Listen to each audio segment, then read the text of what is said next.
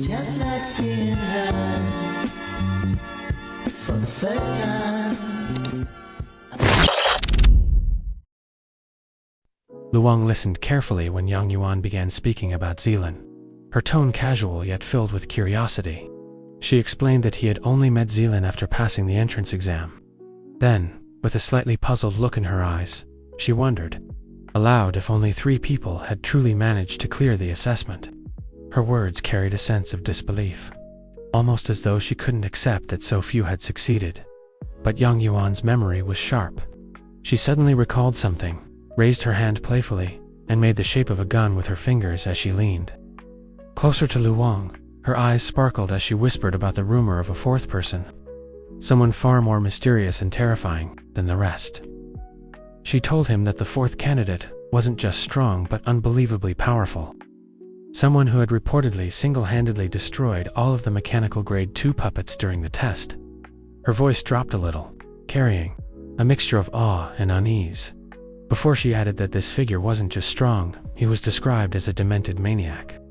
Not only did he obliterate the mechanical puppets with overwhelming force, but he had also gone on to beat the supervising instructor so brutally that the instructor had to be sent to the hospital.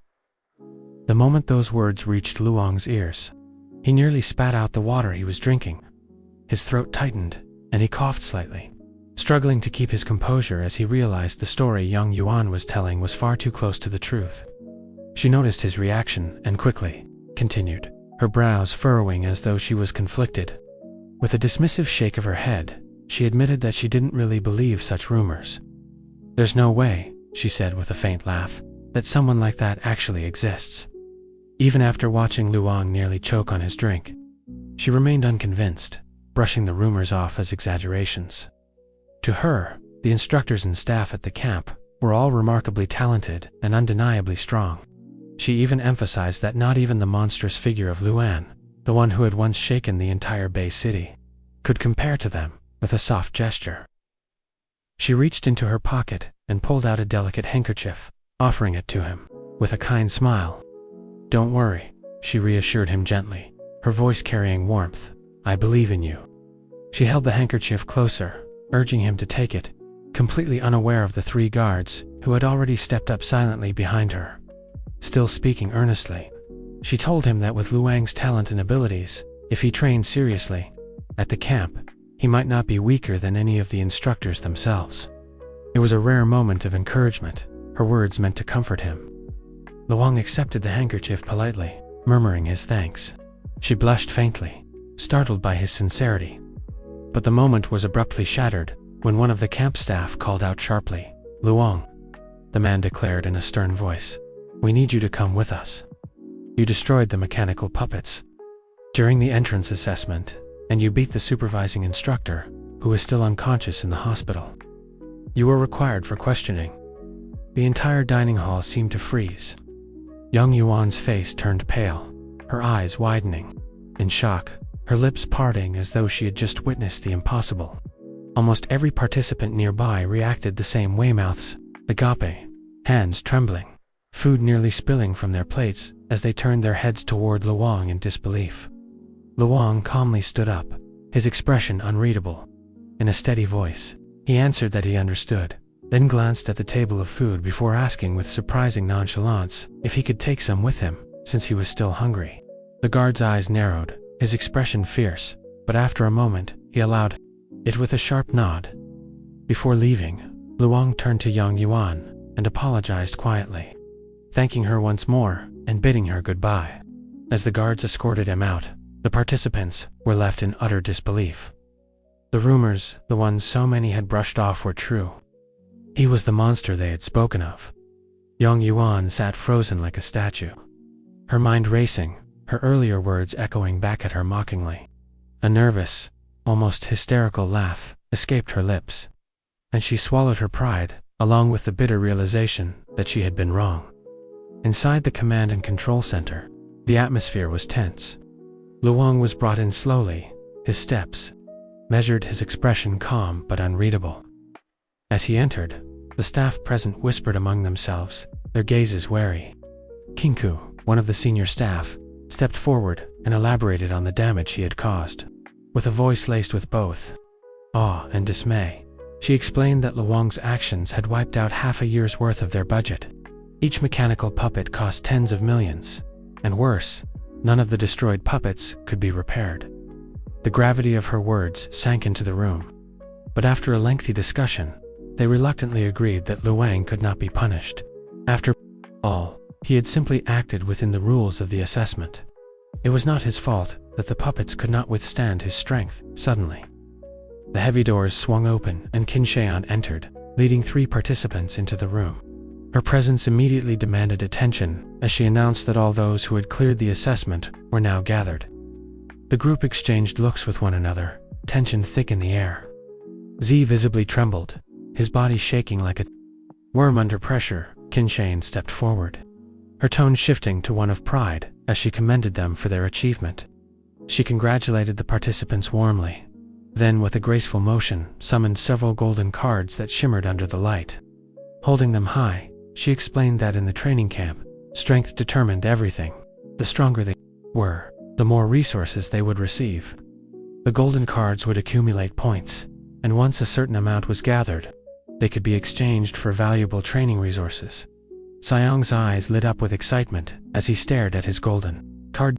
He immediately recognized it, the same type of gold points card his teacher had once told him about. His card already displayed points, and his heart leaped with anticipation. Mang Jin, glancing at his own card, was also satisfied, pleased to find himself near the top. Xin, on the other hand, smiled with delight, convinced that her points would be enough to secure the legendary high-level chief psychic mentalist as her personal instructor. But her smile faltered. Her eyes widened in confusion as she glanced toward Luang's card. Unlike theirs, his was not gold, it was white. The 2 participants beside him also noticed the oddity, leaning in with puzzled expressions. Luang himself frowned slightly, having never even heard of a white card. Out of curiosity, he flipped it over. Scanning the details, it listed absurdly mundane things. Monster meat, for 5 points a meal. Access to the training room for points per hour. Regular instructor training for points. Chief or deputy chief sessions for even more. Luang sighed, already deciding that the only worthwhile benefit for him would be the monster meat. Qin Xian, upon seeing this, nearly collapsed to the floor in exasperation. His voice rose with frustration as he pointed a finger directly at Luang, telling him he ought to be grateful. Then, with an incredulous look, he revealed the truth. Luang's card contained 100,000 points. If it weren't for their chief instructor, shielding him from higher authorities, Luang would already be drowning in debt for the damages he caused. Gasps filled the room. The other participants stared at Luang in shock, unable to process what they had just heard. Xiang's face twisted with anger, his grin bitter. He muttered to himself, disappointed, realizing that this camp was supposed to be a place for those with true talent, yet now it seemed favoritism might exist. Mang Jin's thoughts were similar, though quieter. His gaze filled with suspicion. But it was Xian who trembled visibly, her voice shaky as she asked the others if they truly understood what Luang had done during the assessment. Xiang's temper boiled over. His voice roared with rage as he accused Luang of spreading false rumors about himself and bribing students and instructors alike. In a dramatic gesture, he tore his shirt, exposing his hardened frame, and declared that all the supervising instructors were rank 3 martial artist warriors, far beyond normal students. Only a rank 4 could ever defeat them, and it was impossible that Luang could be one. Even if Luang had the strongest physical type gift, it should still be impossible. His eyes narrowed, burning with contempt, as he sneered at Luang's build. He doesn't even look like he's polished his vitality, he spat. Then, raising his voice, he demanded that if the camp truly rewarded the strongest with the most resources, Luang needed to prove he was worthy. Qin Xian tried to stop the confrontation, her voice urgent, but Kinku raised a hand, signaling her to stay out of it. The room went silent, all eyes now on the 2. Luang exhaled slowly, a sigh escaping his lips. His gaze sharpened like a blade as he asked Suwang if he was truly certain about this. But Xiang, furious and prideful, snarled back, cutting him off. Cut the crap. Bring it on. Let's see if you can break through my stone skin. Before the words had fully left his mouth, Luong's body moved. Calm and precise, he lifted his hand and positioned a single finger before Sayong's forehead. With a swift motion, he flicked. The stellar finger flick technique erupted with a resounding boom. The arrogant Sayong, who had puffed himself up with pride, was sent flying like a ragdoll, crashing into the far wall with earth-shaking force. The impact tore through the structure, leaving a massive hole as dust and debris rained down. The room went silent. Everyone stared, wide-eyed and breathless, as Sayong's crumpled form lay embedded in the rubble. Luang merely lowered his hand and glanced toward the destroyed wall with a faint, detached expression. Inwardly, he decided it wasn't his problem. After all, Su-young had been the one to provoke him. He would not be paying for the damage. Seeing the body of Kyo-young lying embedded in the wrecked wall, the two nearby participants froze in disbelief, their faces pale with shock. The air was heavy with tension, and silence lingered for several moments before anyone could even process what had just happened. Qin Shiyan let out a low exhale, a humming tone slipping past his lips, as if he were both impressed and uneasy by what had unfolded. Luang, however, seemed unfazed. With a calm and almost casual expression, he simply asked if he could leave now, as though nothing extraordinary had just taken place. Before he could step away, Kink Yu's voice called out to him. She addressed Luang directly, asking about his future training plans. With her usual sly smile, she leaned forward slightly, making a bold offer. She explained that with the staggering amount of points he now possessed, he could choose her as his personal instructor.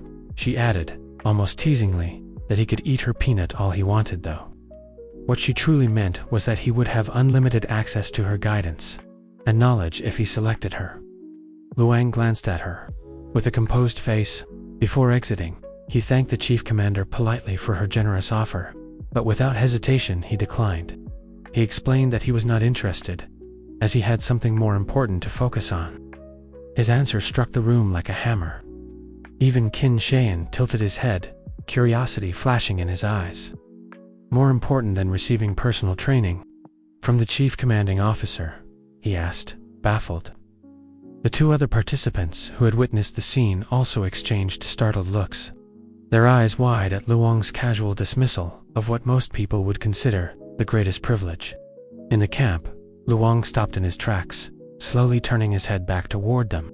His voice was calm, almost indifferent, as he revealed what he considered more important. "I'm going to sleep," he said simply. His words left the room stunned. The two participants' jaws dropped slightly, struggling to process what they had just heard. Mingjin's eyes grew even wider, his disbelief plain as day. Meanwhile, Kinku herself furrowed her brows, momentarily puzzled. But Qin Shiyan could not hold back.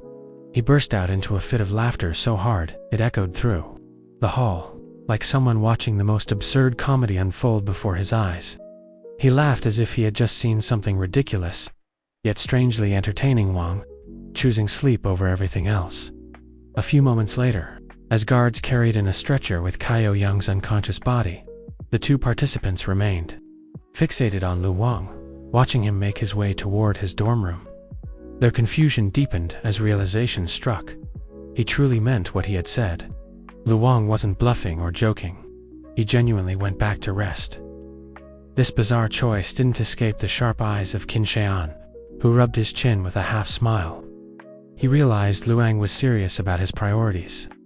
On the other hand, Kinku shook her head, baffled. What is he thinking? There are no resources inside the dorms, she muttered, perplexed by his decision. But Qin Shiyan, intrigued, leaned back and suggested, perhaps we should just let him do as he pleases. This is the first time I've seen such an interesting gifted one. Kinku, however, disagreed. With a serious tone, she explained, You don't understand. Lu Shang is like a top-grade grindstone, something that stimulates rapid growth in others. Her words carried weight. Qin Shiyan paused, tilting his head slightly as he asked if she meant the kind of grindstone sharper and stronger than all the blades in the camp. Her eyes narrowed, and she posed a question of her own. Do you still remember Ding Pang? At the mention of the name, Qin Shian's chest tightened.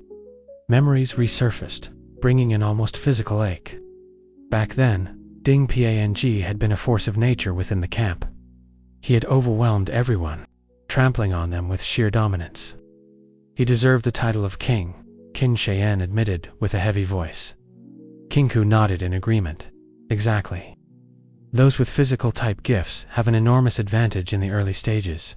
They can easily push their combat power into the tens of thousands, defeating enemies far above their level. But she paused, her gaze sharpening. Strength alone is not everything. True martial power requires skill, speed, observation, judgment, tactics, strategy, and most importantly, experience. Those who rely only on their physical type gifts eventually fade away. That might be Lu Shang's future as well. While this conversation unfolded outside, Lu Wang was already deep within his dreamscape. In his dream, he faced off against a zombie, and it was not an easy battle. The zombie struck with terrifying power, forcing Lu Wang to block desperately. He caught the creature's massive fist and shoved it back, then unleashed the stellar impact technique directly into its legs. The explosive force reverberated, shaking the dreamlike battlefield. With precision, he followed up, seizing the zombie's arm and channeling his ability to absorb its essence. As he did so, revelation struck him. This zombie had once been a rank 6 martial artist during its lifetime, the same level as Chairman Zhu of the Martial Artist Association, Luang. Finally understood why the battle had been so difficult. If not for the complete expenditure of his psychic energy to withstand its blows, he could have lost. He reflected soberly. Martial arts combat was not just raw strength, was experience, refined techniques, judgment, and adaptability. That was the true treasure he sought to gain within his dreamscape. Yet, he also understood the reality. Human potential was limited. No one could excel in every area. But Lu Wang was different. He was the sum of countless warriors before him, carrying no flaws, no blind spots. Clenching his fist tightly, he declared to himself, "My path is the complete martial arts." He then sat cross-legged, turning inward to his psychic energy. Without distractions, he entered a state of deep training. A radiant light began to shimmer from within him. Suddenly, his body was engulfed, and he was pulled violently into the very core of his mind. Pain seared through him, his voice echoing as his immense psychic aura shook the dreamscape. Glass-like shards trembled under the sheer pressure of his growth. Moments later, Lu Wang emerged from the storm of pain, gasping. But a smile spread across his face. He had advanced yet again. Excited, he summoned his AI assistant, Ellie, pressing the watch interface to call her forth. He ordered her to retrieve his updated biography. As the glowing holographic panels appeared, Lu Wang's eyes widened with joy. He had ascended to rank 7 martial master. In ancient times, such a position would have been equivalent to a feudal lord. Even in his present world, it marked a towering level of status and power. Now, a martial master. Lu Wang pondered how much his permissions had expanded. He ordered Ellie to search advanced techniques, specifically the stellar body refining art, the natural breathing technique, and the crystal visualization technique. Screens flickered to life, displaying the data. As he expected, his level 3 access now granted him entry to far higher level methods. One technique in particular caught his attention. His hand reached forward slowly, almost reverently, as he tapped the glowing title. Information spilled across the screen, and his breath caught. It was not just a technique, it was an entire martial system in itself. The text read, "The Divine Illumination of the King of Hell." Still in shock, while looking at the newly discovered techniques, Lu Wang wasn't surprised that the skill did not appear in the normal combat skill selection. That was because this was not an ordinary martial skill at all. It was a specialized art, one designed solely for psychic mentalists. It was a complete body of knowledge containing methods on how to manipulate psychic energy, strategies on how to wield it in battle, and more importantly, it represented a path that was completely different from every other psychic art known to mankind. The essence of this mysterious art, named Divine Illumination of the King of Hell, was terrifying and profound. Its purpose was to allow a martial artist to use psychic energy to form another body from within themselves. Second self, a living clone. This wasn't a crude or shallow copy. The technique was so intricate that the replica mirrored every part of the martial artist's being, their muscles, their cells, and even down to the very genes that defined them. All of this complexity existed for one singular purpose: to strengthen the original body from every angle, eliminating any possible weakness. The first stage of the divine illumination of the King of Hell involved channeling psychic energy to reinforce the internal organs. Doing so would increase vitality dramatically. This was precisely what Luang needed most at this moment. He already had several methods to amplify his combat strength, but his vitality remained stagnant, and this bottleneck stopped him from achieving true improvement. If he could break past this obstacle, then he would finally be able to enhance every one of his attributes: strength, speed, endurance, and resilience by fusing psychic energy directly into his life force. Luang could only sigh in admiration. He admitted to himself that he had gravely underestimated the depth of martial knowledge that had been accumulated over tens of thousands of years. In his own era, this kind of art was not only unheard of, it was something that could not even be conceived of, much less created. Seeing the name of the creator, Di Ying, left him deeply moved. Luang recognized that this person was a once-in-a-million talent, in existence even among the highest-ranked powerhouses who had already surpassed ordinary limits. Yet, despite the brilliance of such people, the destruction of human civilization in the past still could not be prevented. Even so, Luang refused to let despair overtake him. Every single minute, every single second, became precious. He devoted everything to his training, clinging to hope, determined to become stronger, no matter the cost. 1 month passed. Inside a psychic training room, Zealand sat cross-legged with her eyes tightly shut. She was fully immersed in her senses, her psychic energy flowing outward to perceive her surroundings. At that very moment, multiple yellow psychic projectiles shot toward her all at once. But before they could touch her, a dazzling purple aura burst forth. Shaped into sharp star cones, her energy pierced through and destroyed every projectile in an instant. Breathing steadily, she summoned the star cones back to orbit around her, and the room fell quiet. Suddenly, the door opened. A calm but authoritative voice commended her progress. It was Kinku, standing at the doorway with arms crossed. Zealand quickly rose and bowed respectfully. Yu's eyes glinted with satisfaction as she remarked on Zealand's rapid improvement, noting how she could now control 3 star cones simultaneously without difficulty. She then posed the challenge. When Zealand could effortlessly command 6 star cones at once, she would officially step into the realm of a rank 1 mentalist. Zealand, flushed with pride, yet humbled, bowed deeply and expressed her gratitude for being personally instructed. But Kinku only dismissed it lightly, insisting that her progress was due to her own natural talent.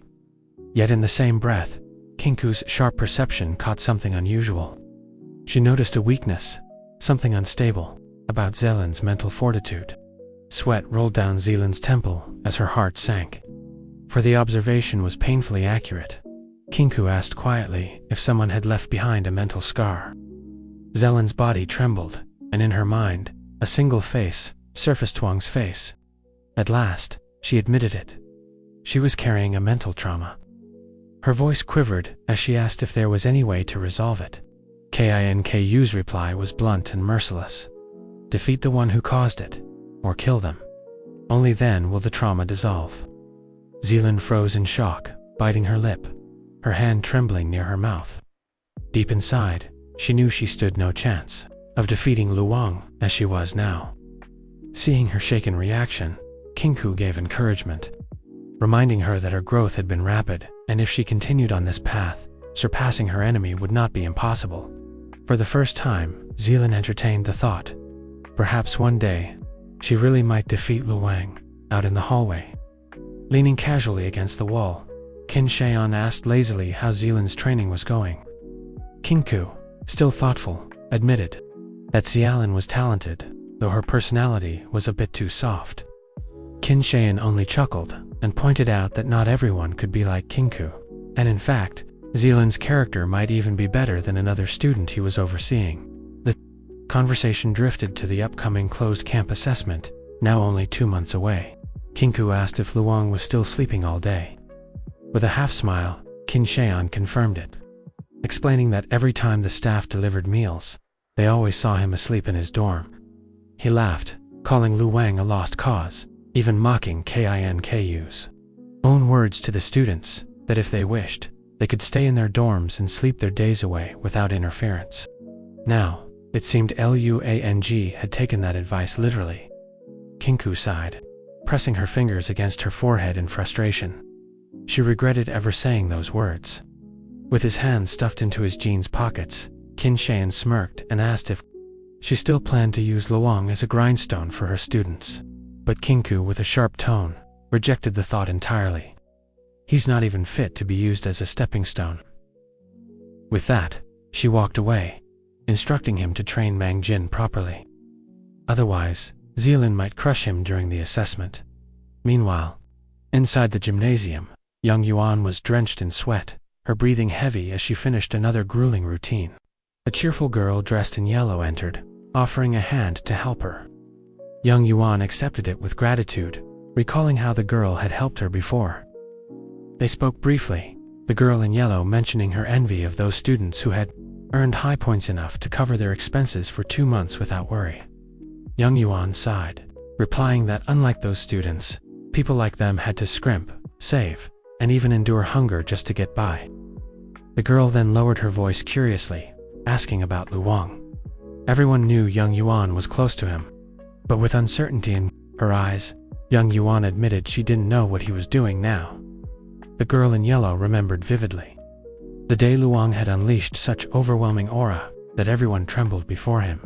But the next day, everything seemed to collapse for him, and since then he had secluded himself in his dorm.